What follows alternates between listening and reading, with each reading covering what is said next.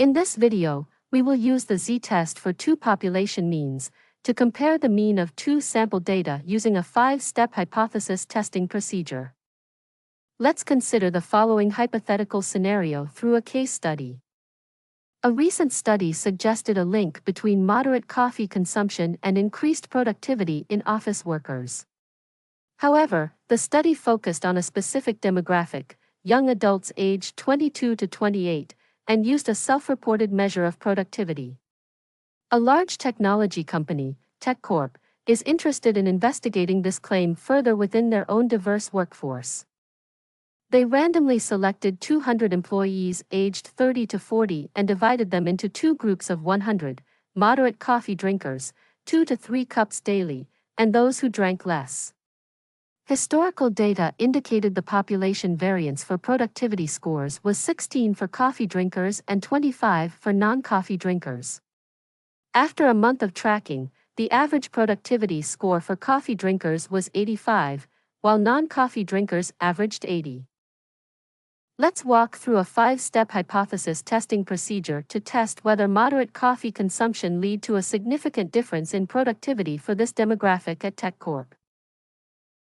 To determine if moderate coffee consumption truly boosts productivity in their 30 to 40-year-old employees, TechCorp hypothesized that there would be a significant difference in productivity between those who drink 2 to 3 cups daily and those who don't. This question forms the basis of our alternative hypothesis, which proposes that there is a significant difference in productivity. Conversely, the null hypothesis states that there is no significant difference in productivity between these groups. To ensure the validity of the two-sample z-test, we need to verify a few key assumptions: normal distributions, random sampling, independent observations, known population standard deviations, and sufficiently large sample sizes, typically 30 or more. In our case, TechCorp's standardized productivity metric is assumed to be normally distributed. However, we can visually verify this using histograms or QQ plots or by conducting a Shapiro-Wilk test for normality. The random selection of employees from various departments suggests independence within and between groups.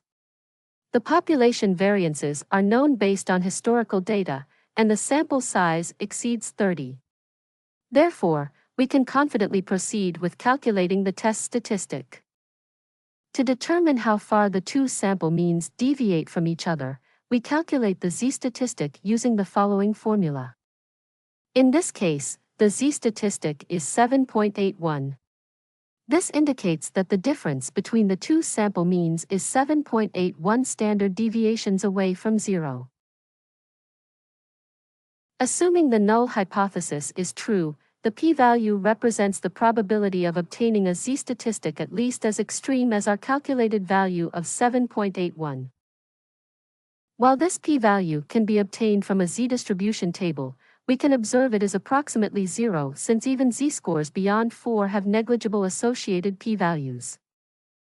This p-value allows us to make a decision about the null hypothesis by comparing it to a predefined value of significance level, which represents the acceptable probability of making a type 1 error. If the p-value is less than alpha, we reject the null hypothesis. Assuming the owner sets a significance level of 0.05, our p-value of 0.0000 is less than this threshold, leading us to reject the null hypothesis.